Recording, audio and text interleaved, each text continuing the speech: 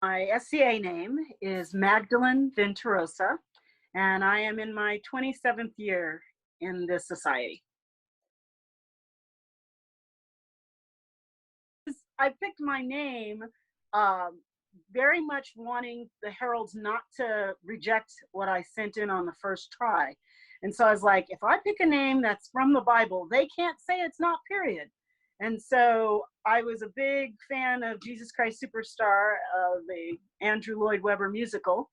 And so I was like, ooh, Mary Magdalene, that's really cool, but I don't want to be a copycat. So I just dropped the Mary part, and that's where Magdalene came from.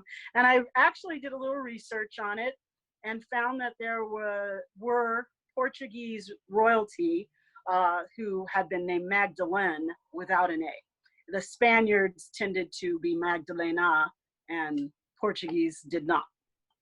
So Venterosa is the fortunate one. There was a crown in Portugal, a male. He was O Venturoso. That was like his moniker that they nicknamed him. He was the fortunate one. And so I was like, oh, I wanted to be the lucky, but Magdalene, the lucky, sounds kind of like Lady of the Night or something. So I thought, the fortunate, that sounds much better. First event was Barons' War 3 in the barony of Triscathir in the Kingdom of Atenveld. My husband is Master Sheem McKirker.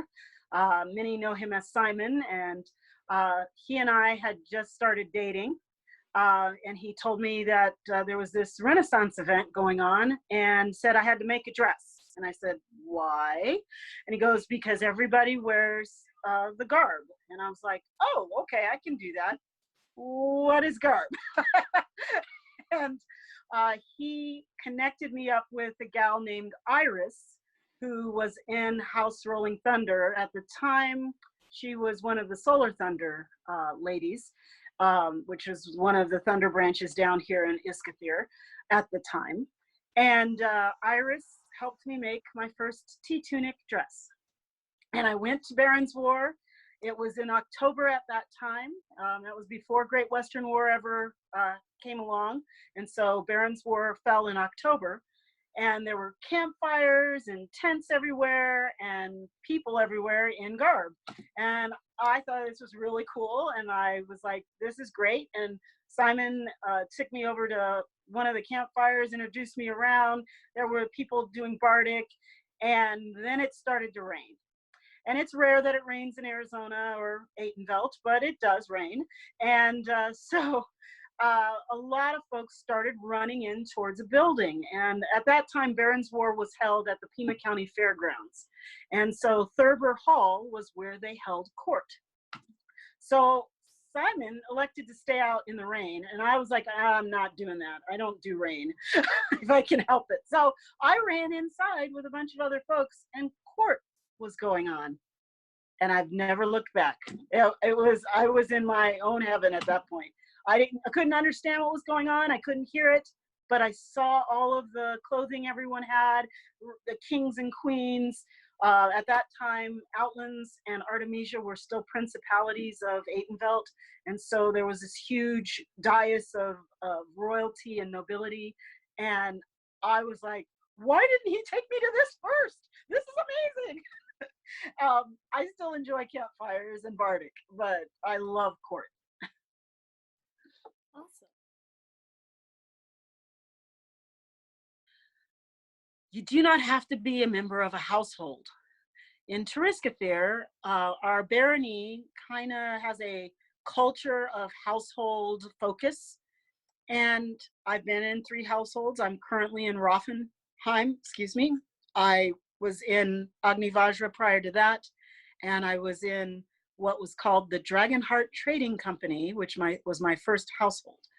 And I've had great experiences in households, but I've had some really rough experiences over the years as well. And I've watched people and I've watched households implode. And I feel like it is super important that you find yourself and your comfort zone with your nuclear family first, or with the friend that brought you in, or with the friends you've made before you jump feet first into a household. So that'd be what I would recommend.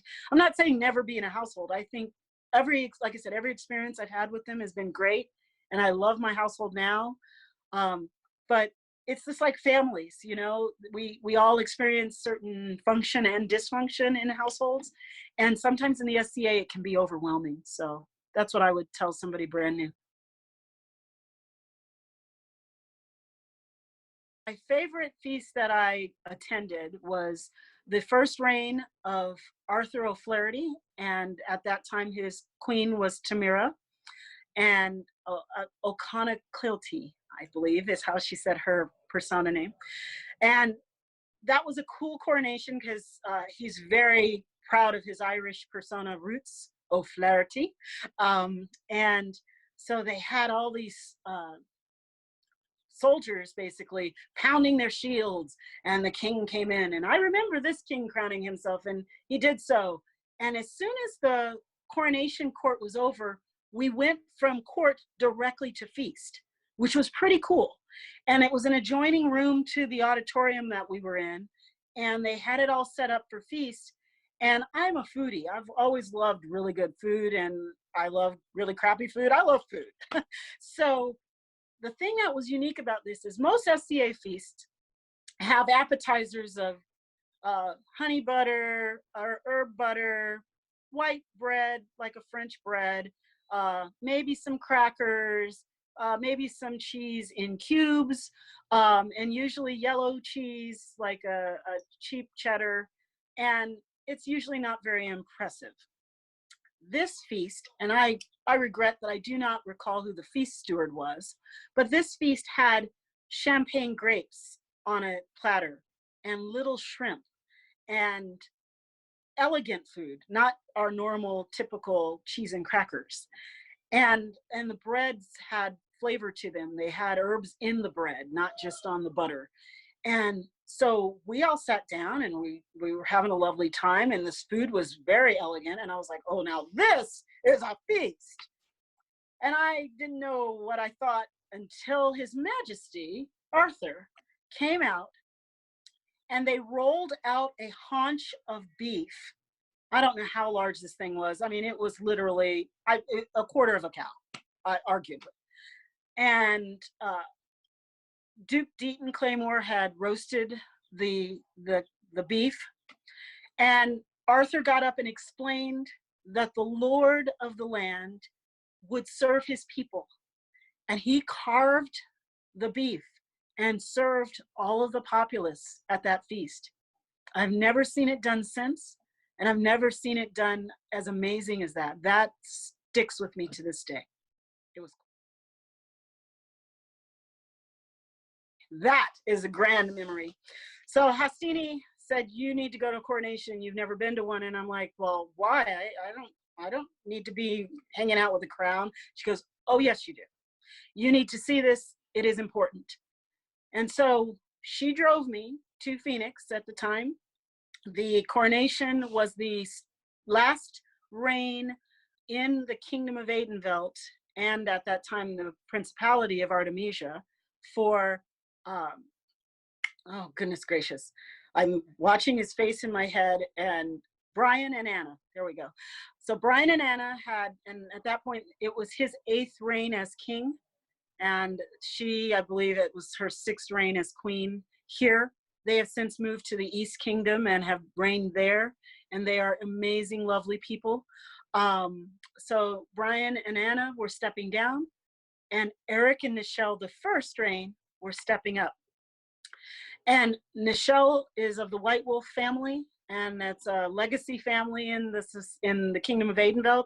Her father was King of Adenvelt, her mother has been Queen of Adenvelt, and her mother has been Queen of Caid.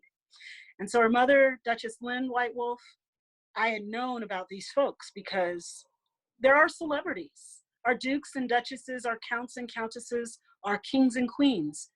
They are the folks we look up to and look to for inspiration. And so I knew who Nichelle was, and she was brought into the society when she was but a tiny little child and grew up in the SCA. And everyone was very excited that I knew that this young woman who had grown up in the SCA was going to be queen. And so I knew why I was going up for that. I was like, that should be cool because I know who she is. And this was a day-long, and I mean like 24-hour day-long event. It wasn't quite 24 hours, but it was back in the day when we did processions at court, and processions always took a couple of hours because everyone who was present was in the order of march. And so the heralds would organize everybody and have the procession of the entire populace. We don't do that anymore because it is a time sucker, but I still love processions. They had a potluck feast for the luncheon break between the stepping down court and the stepping up court. But things started in the early morning. Brian and Anna had so many people there to see them step down. They gave Anna more roses than I have ever seen, even with rose tournaments that we hold at Crown. I think Anna had more roses given to her when she stepped down. She was already a lady of the rose, having been a duchess reigning, but they were just, people were crying, and it was super emotional. And I was riveted because I told you, I love court. It's a thing. And it was at this beautiful church in Central Phoenix. And it had a lovely nave, and it gave you kind of a medieval feel because it had the stained glass, and it did have a big cross, and that's not everybody's comfort zone for personal religious purposes. But for me, the cross worked for the medieval vibe. So I was really just digging this entire situation. It had a balcony in the back of this church. But the stepping down court ended, and then they had this giant potluck luncheon, which was indeed a great feast. They had more food than I could ever imagine. They had full tables of salads, full tables of carved meats, full tables of cheese and vegetables and side dishes, full tables of dessert. And we stood in line for probably an hour and a half in the heat, which was not cool. But it was the middle of summer, I want to say, or September, and it was still very, very hot in Adenvelt to be wearing garb. But I didn't care. I was there. I was at Coronation. And I was with my mistress, Hostini. So it was all great. And she was introducing me to people and telling me things. We got to finally eat. And I don't know, maybe it was 3 in the afternoon. And then the day wore on. And court didn't happen until 9 o'clock at night. Plus side, it was much cooler. And the best part of all was the actual ceremony itself. So I spent a lot of time talking to Hostini, and she talked to me about swearing fealty, and I was in fealty to her. I was her student, I was her protege. So I was not to swear fealty to the crown because I can't have 2 masters. She swears fealty to the crown, but not me. And so I didn't understand that at the time, and I was very frustrated with her. I'm like, I'm at Coronation, I want to swear fealty with the populace. And she's like, no, you're not ready. Much like my husband with that whole you're not ready to be Baroness thing. I never take that kind of advice well. But we had a long time to talk because they had a lot of things that took forever, and the procession and all that stuff took forever. And so I'm sitting there and I'm like, okay, well, I'm not gonna swear fealty, but that's fine. This is still cool. I've never been. And suddenly in the background, up in this balcony, Master Lazarus and Miranda the seamstress and a number of singers, this choir, started singing Non Nobis Domine. And it was gorgeous. And it was a cappella, and they're singing.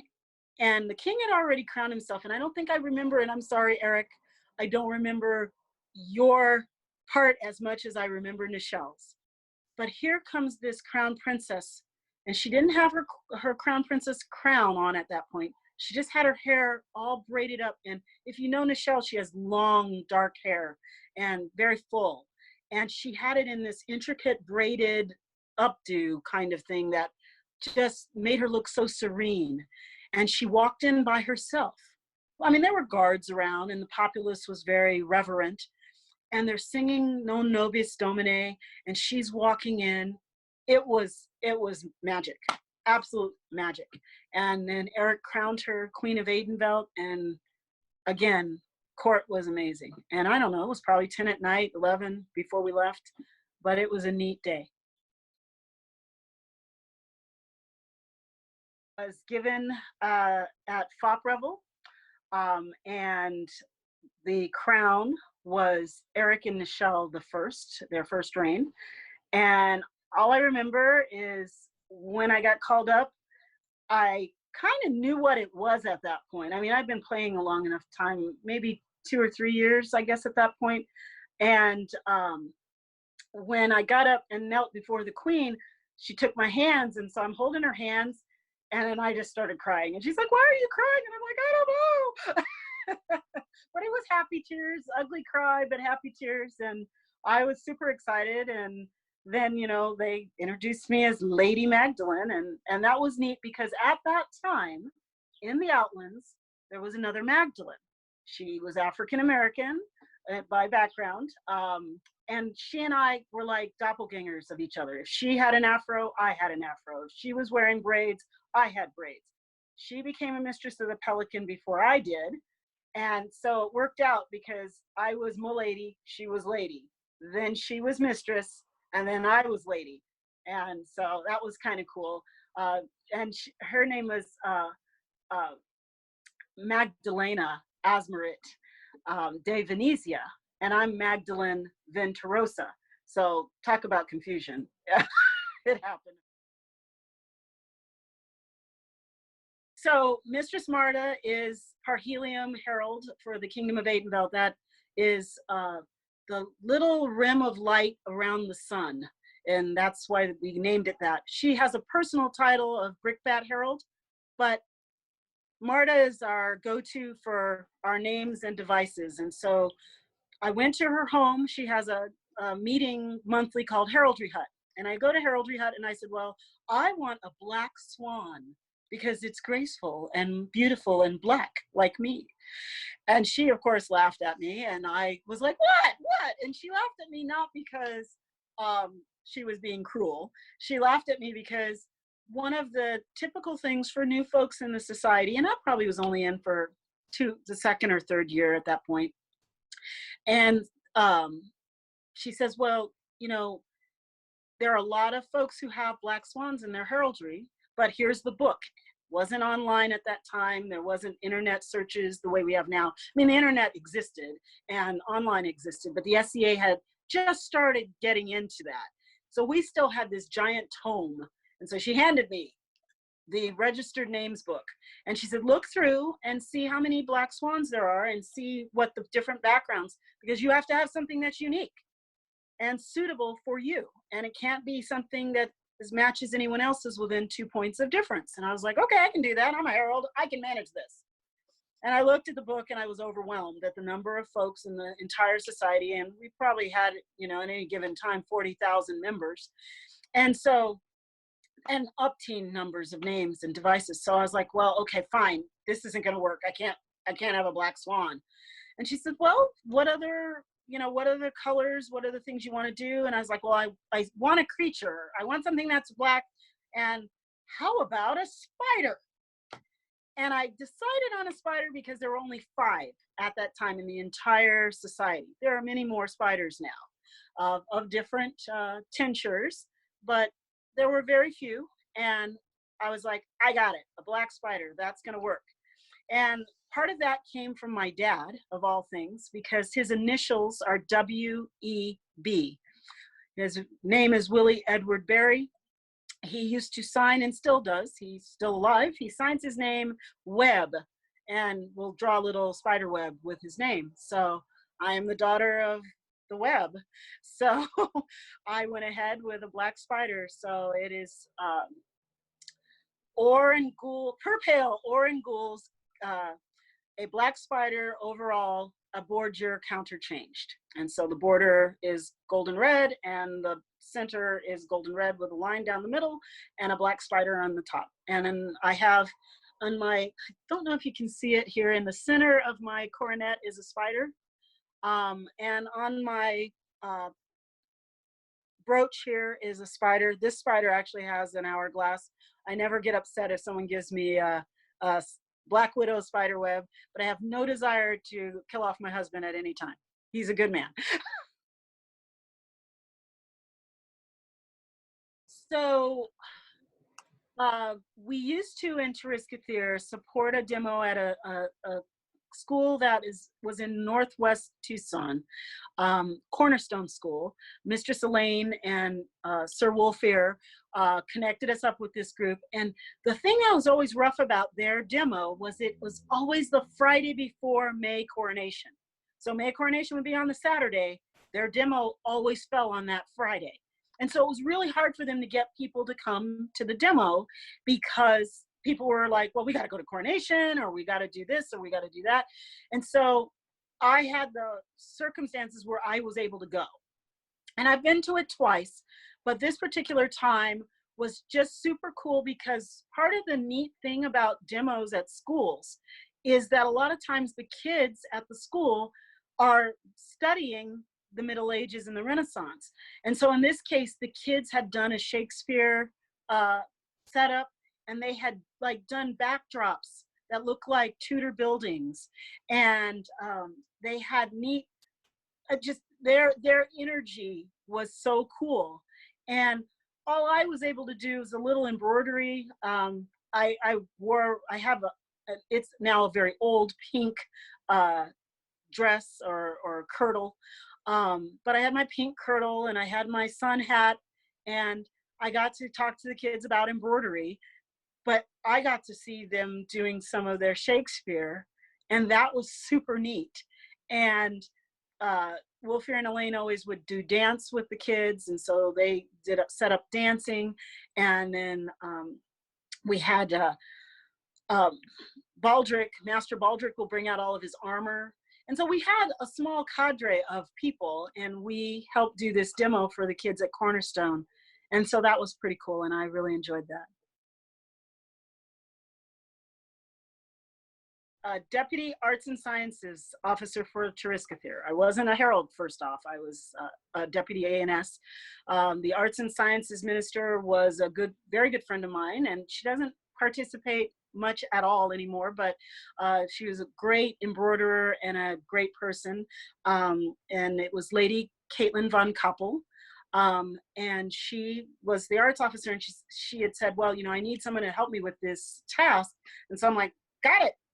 And I have been around the arts office, whether it be baronial or kingdom, ever since, in some capacity, whether I just assisted at events, helped run the events.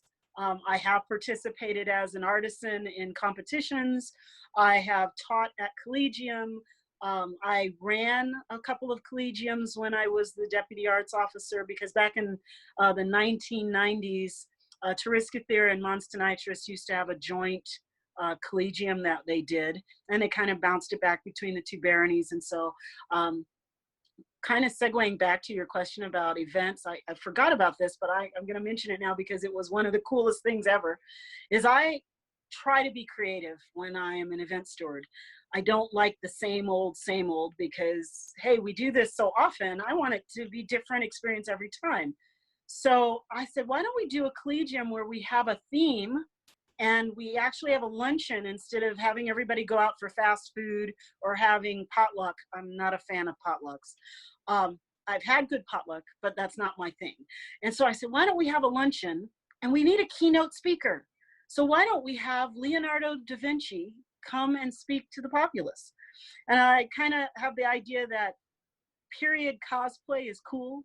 So way back in the day, Lady Elizabeth Lady Elizabeth Sterling helped do the makeup for Simon, and she turned him in to Leonardo da Vinci with a bald pate and a wig, and we put him in Elizabethan or Italian Renaissance garb, and he came and spoke to the populace as Leonardo.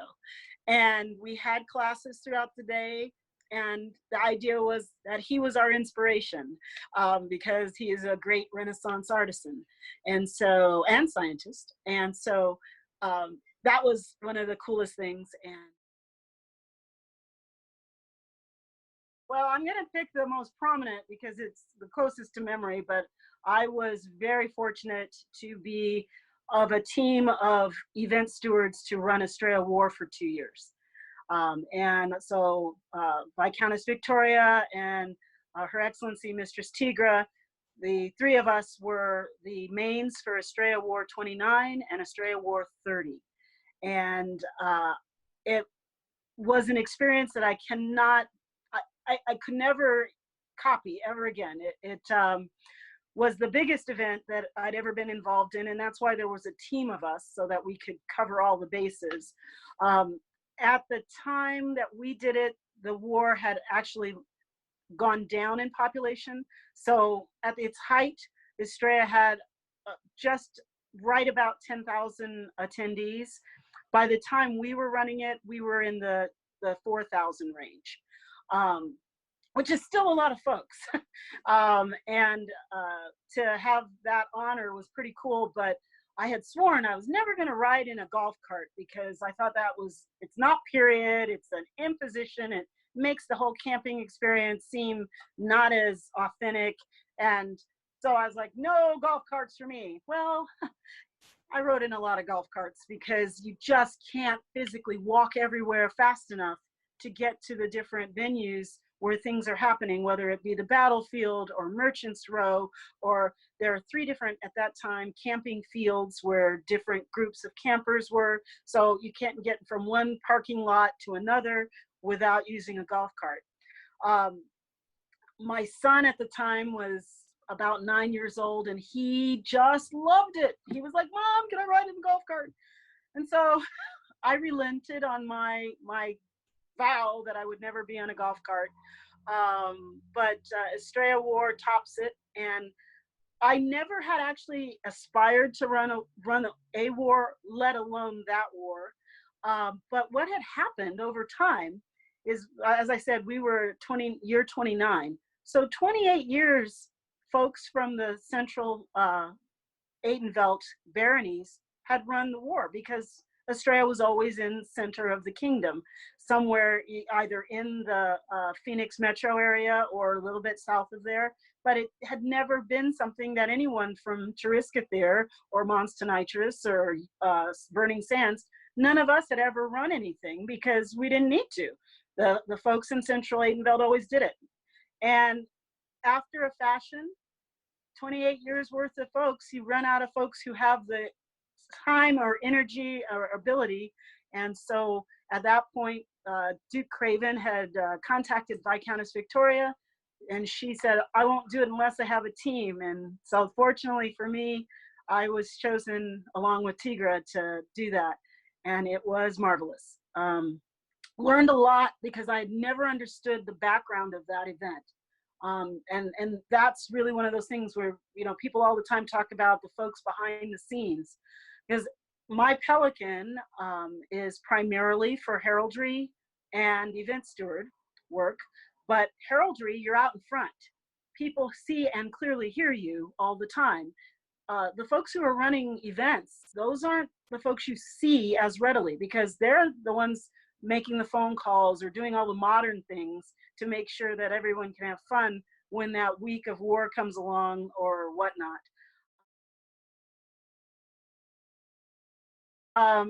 Back in the day, Estrella War was at Estrella Mountain Park, which is primarily where the name of the war came from.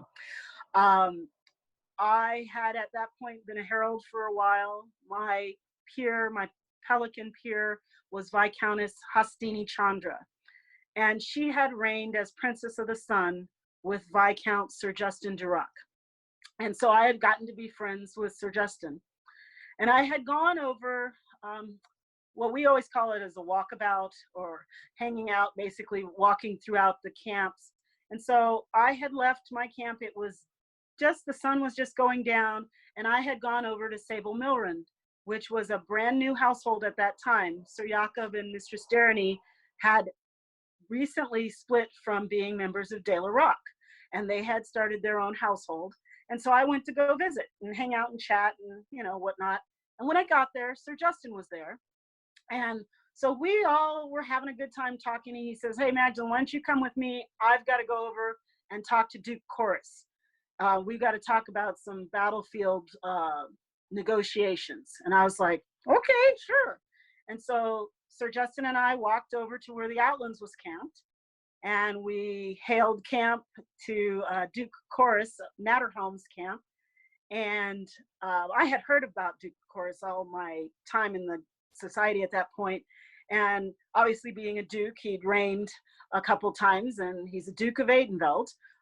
But he always was a resident and a member of the Outlands. It had been a principality for many, many years until it became its own nation, its own kingdom.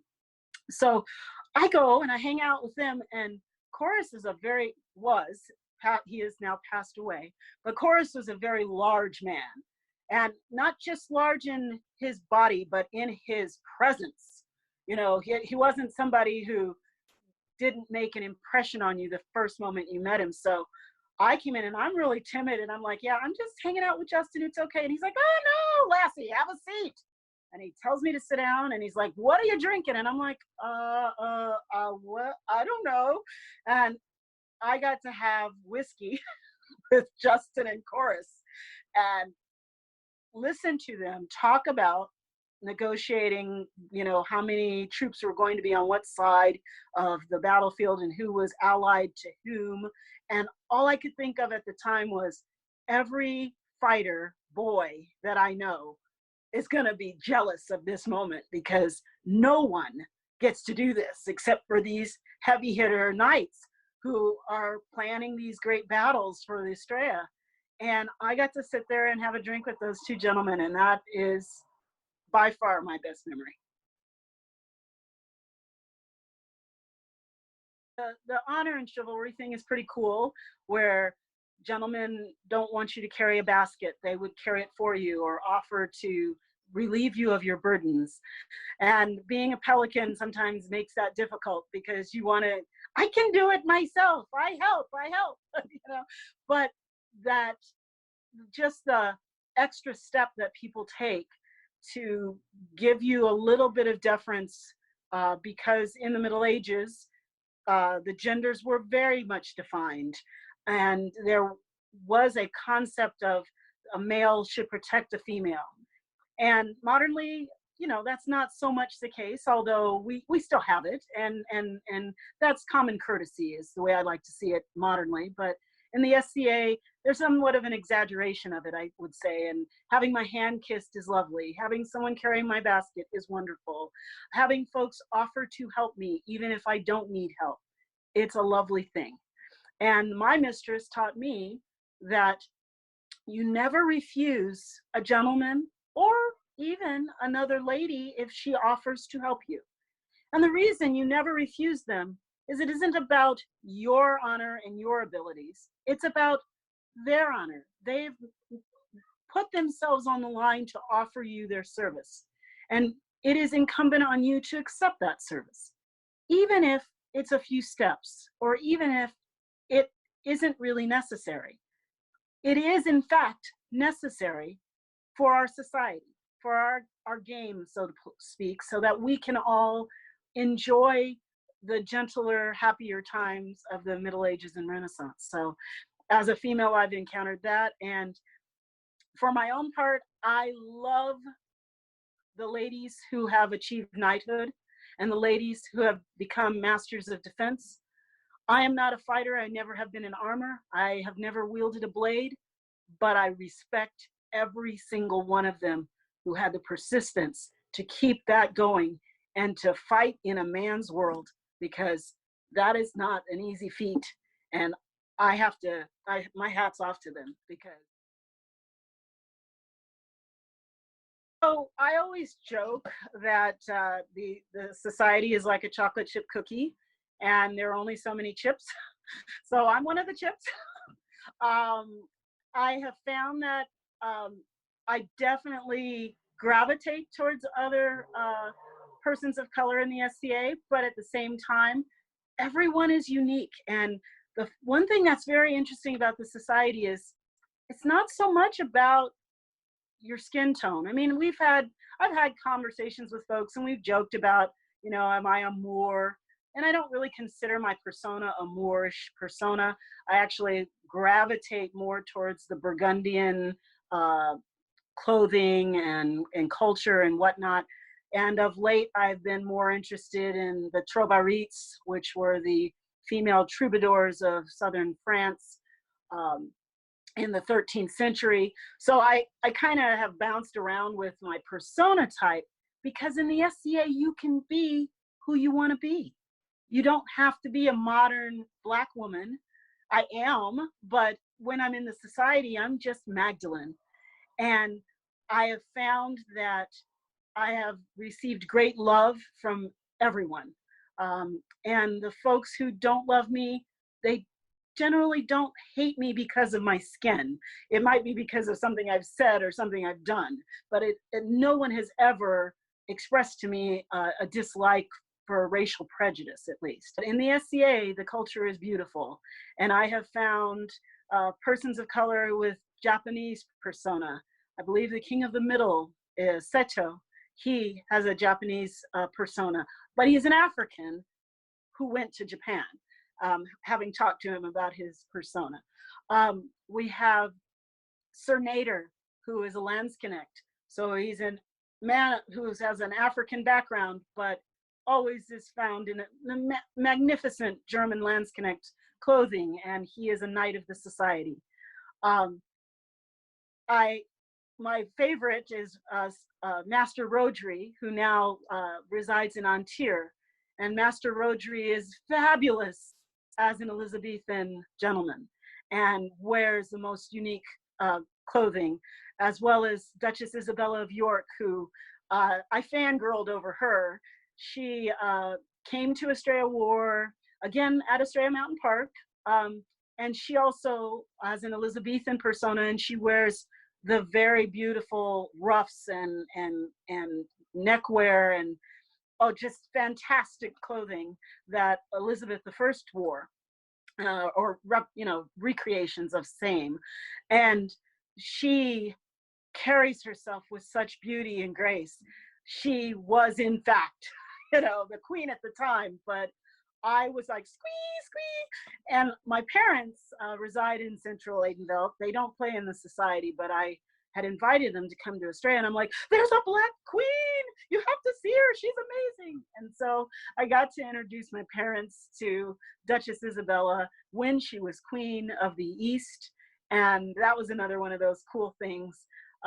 So there are only a few folks here and there, and our princess is Japanese. Our crown princess is Japanese American.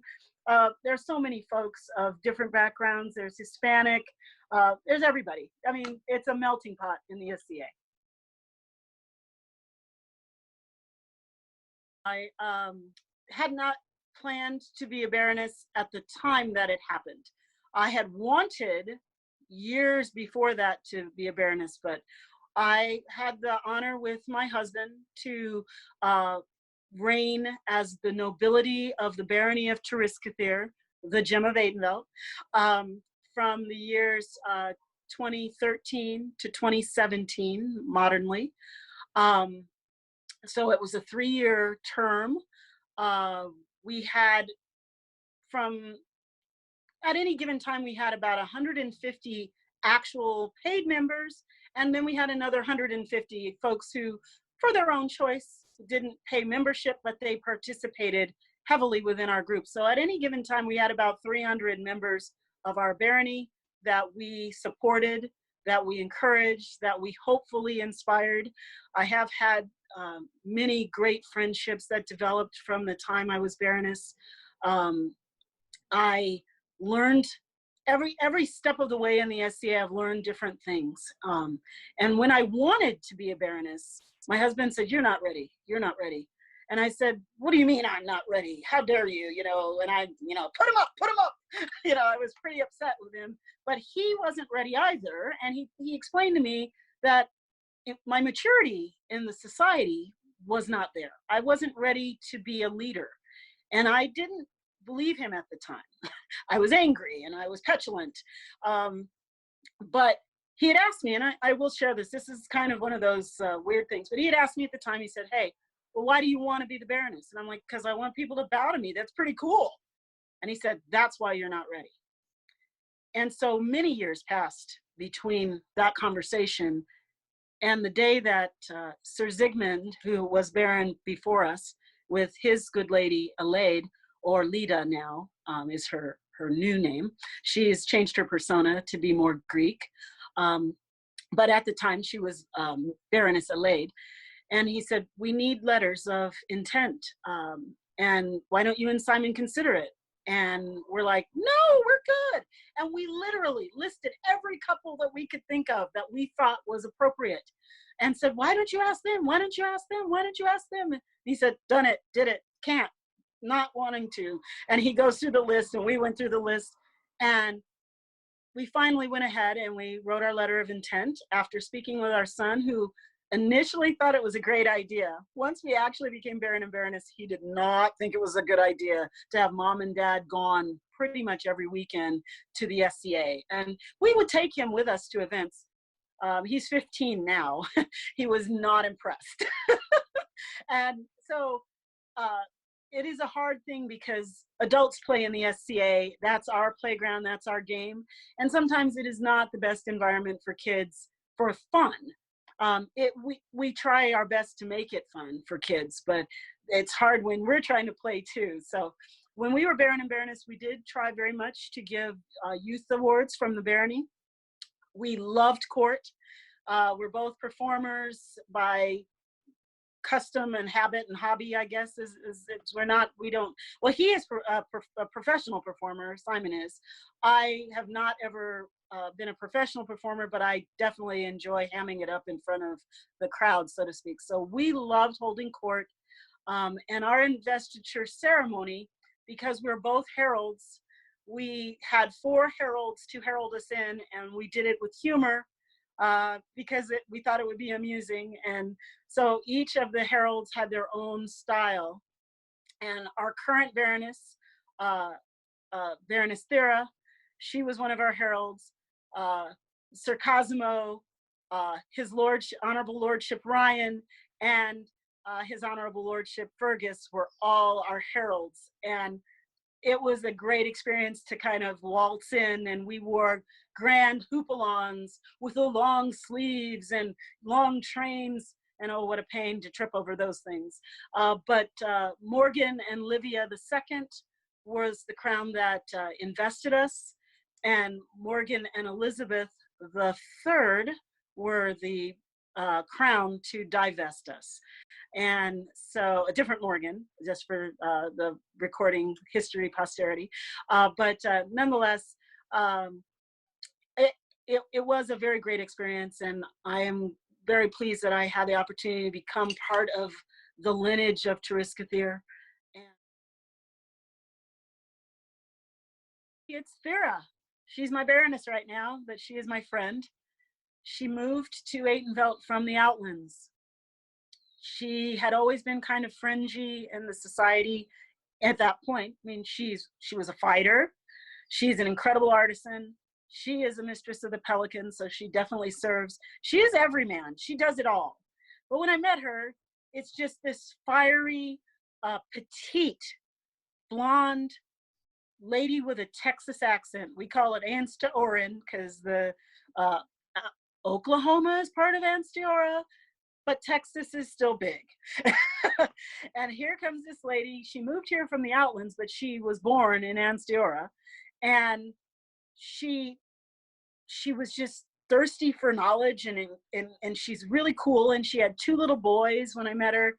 And she's just good, down-to-earth person. And I love hanging out with her because she and I can just talk and talk and talk with each other. And she is my opposite in so many ways, but she is my equal in so many ways, and she surpasses me in so many ways. But I took her to her first crown tournament because I was like, hey, I'm going to show you around and, tell you how everything's done.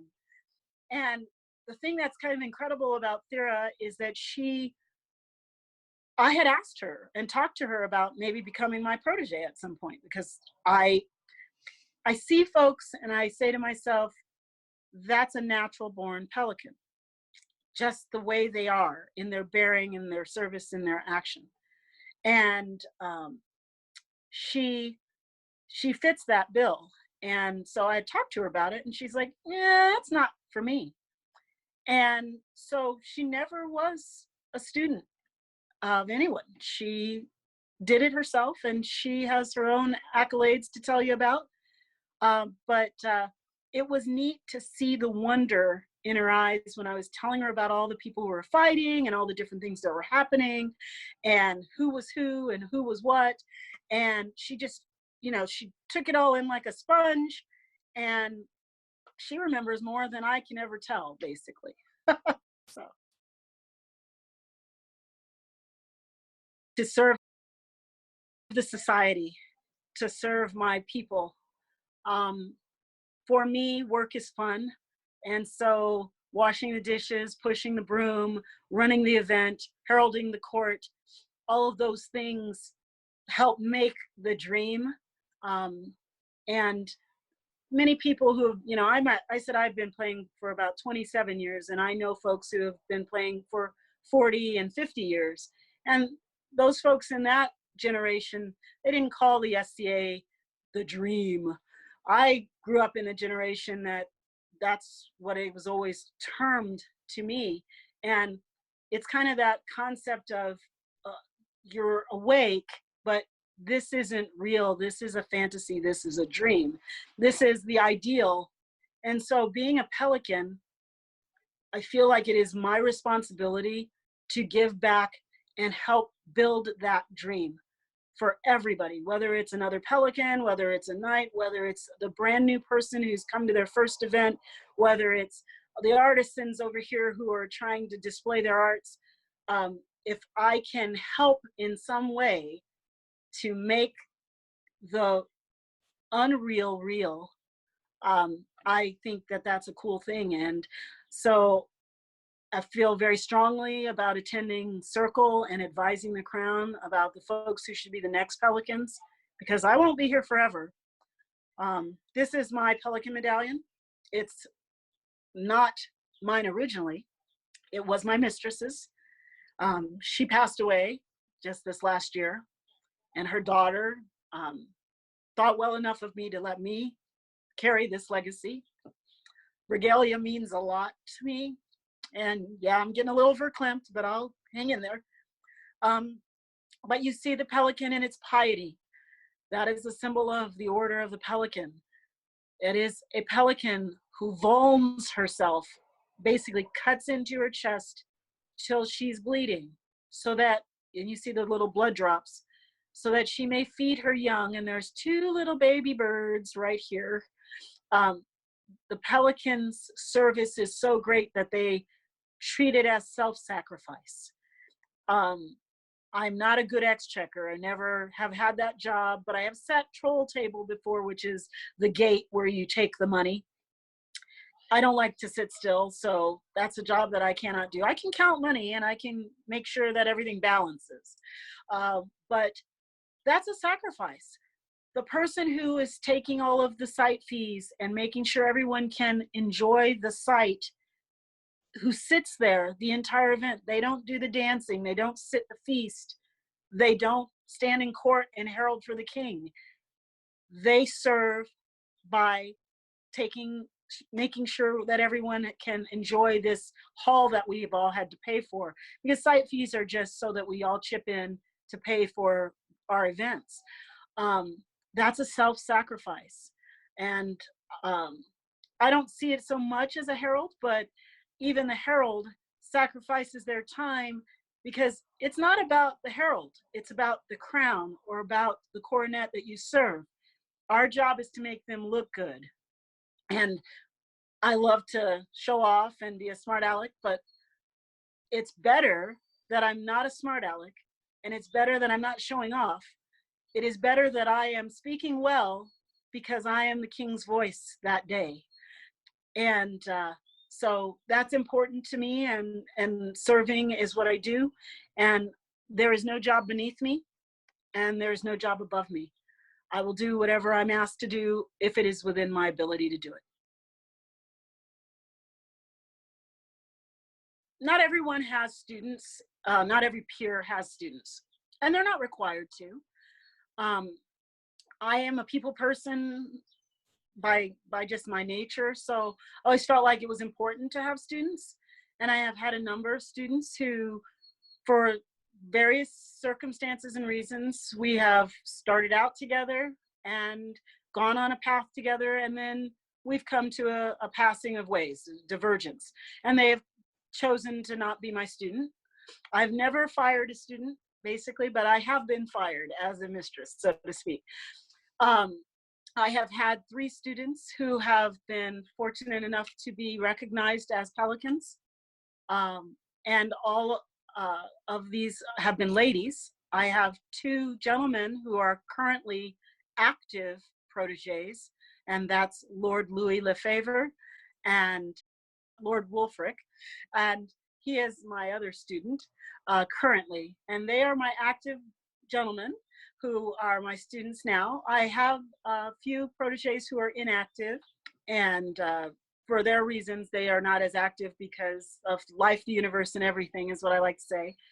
But what I have found is that I believe that a pelican or any peer should teach their student everything they know and encourage their student to serve or do art or fight in whatever manner that brings them joy, makes them happy.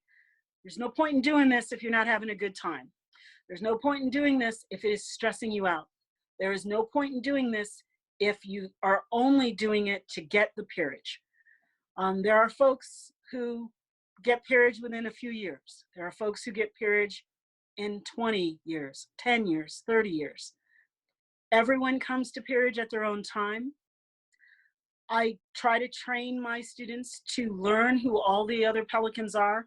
How can you be someone's peer, their equal, their brother, their sister, if you don't know who they are? So one of the first tasks I send my students out on is to get to know who all the peers are. Knowledge is power, and resource. Knowing all these different folks, you then have resources. The 3 wonderful mistresses who have become pelicans who were my students are Countess Laura, Countess Golda, and Dame Nastasia. And all of them,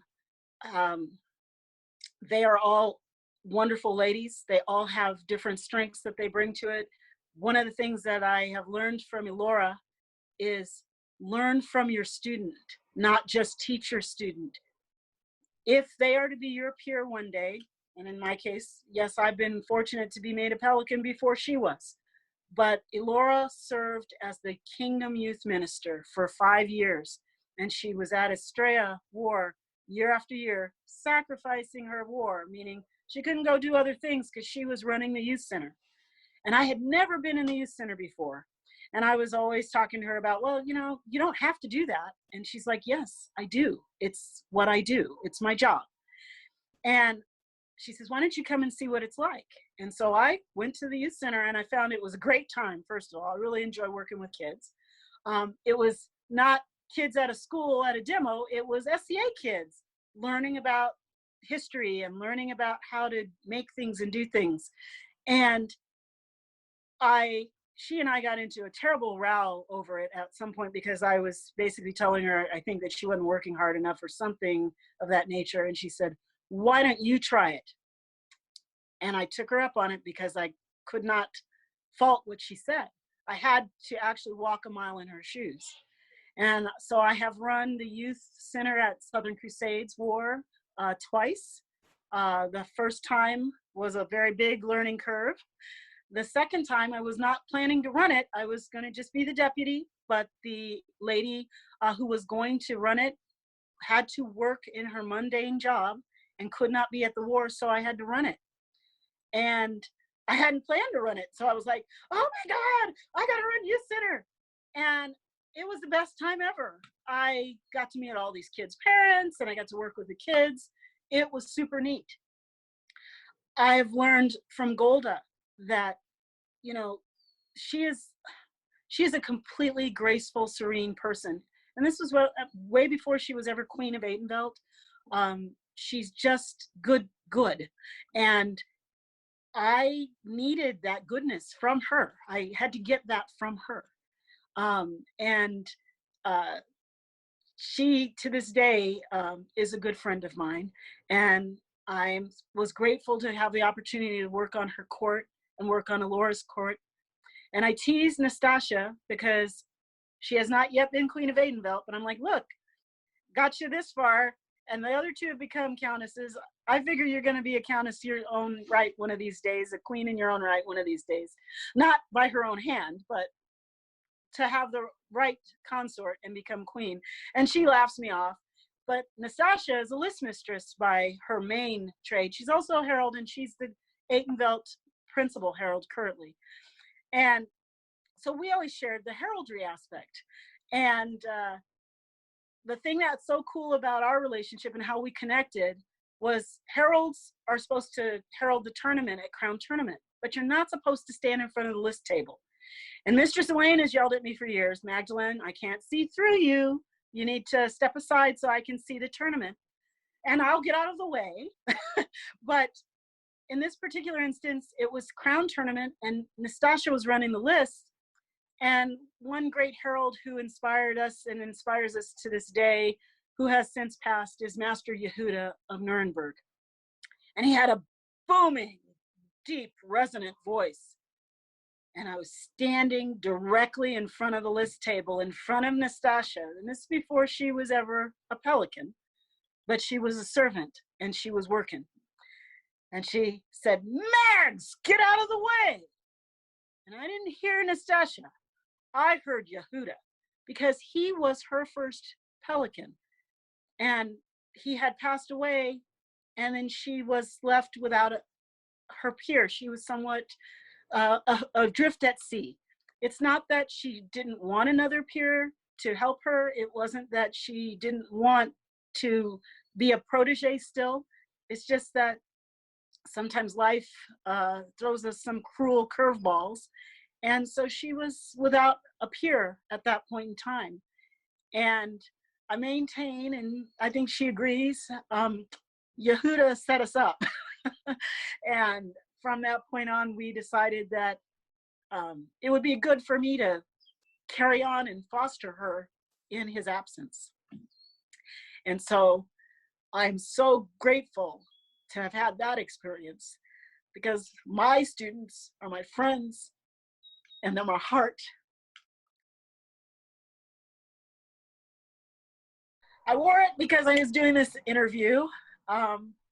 This is the Lion of Adenveld, and it's a head of a lion. It is once a reign that can be given, and only by the King of Adenveld may it be bestowed. Count Thomas de Revel is my Lion King. I joke and call him Simba because he created me a Lion of Adenveld, which is by far, in my mind, the highest honor our kingdom allows. The Queen's Grace is a beautiful, beautiful award, and only the Queen can provide that. And I have been fortunate as well to be given a Queen's Grace and a Commander of the Queen's Grace. Elzbieta is my queen, and Osa is my commander queen. But the lion still is one that stands above. I think partially because only the king can bestow it. I think partially because it's rare, only once per reign. The Queen's Grace is a beautiful award, but it can be given multiple times by the Queen. The king has to pick one person amongst his populace to consider for this. And I still don't think I am worthy of it, but I am grateful and I am honored by it. And usually the lion is given at coronation. Most of the lions in the list are men, but there are a number of ladies who have inspired kings over the years.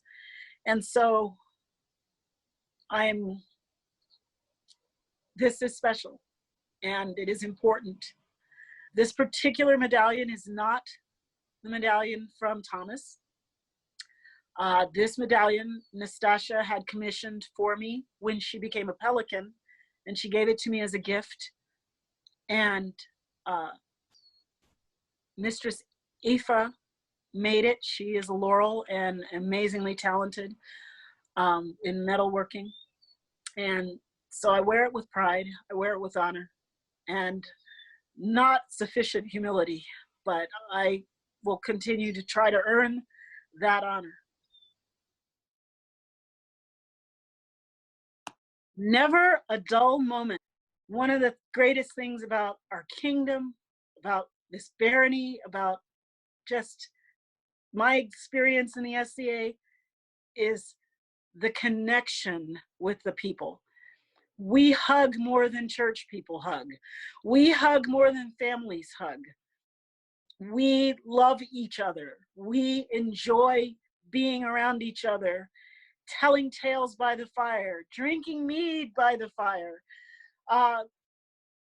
getting injured, making, you know, an embroidery project and pricking our thumb with a needle, singing songs, cooking food, you know, everything that you could have done in the Middle Ages, minus the bad stuff like the plague, we do in the SCA. And so if I get tired of cooking, I can be a herald. If I get tired of heralding, I can go be a bard. If I get tired of bardic, I can just be my husband's lady and join him and watch him fight rapier, or hang out with my students, or hang out with my friends, or hang out with you. So I always have something to look forward to that I can learn. And I'm getting better with illumination, so I kind of enjoy that too. And like I said, there's any number of things that I can do.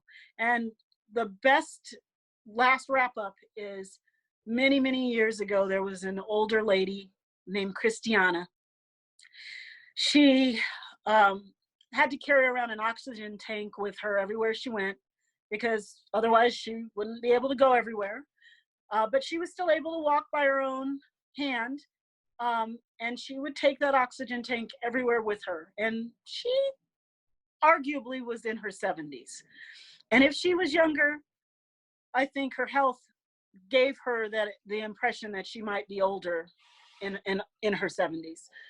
But when I started in SCA, I was in my late 20s, and I thought, this is such a cool group that I want to be like that lady.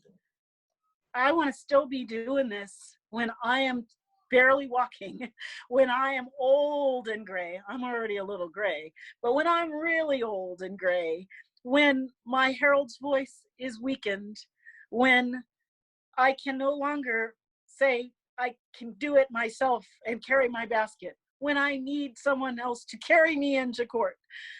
I hope that I'm doing this to my final days.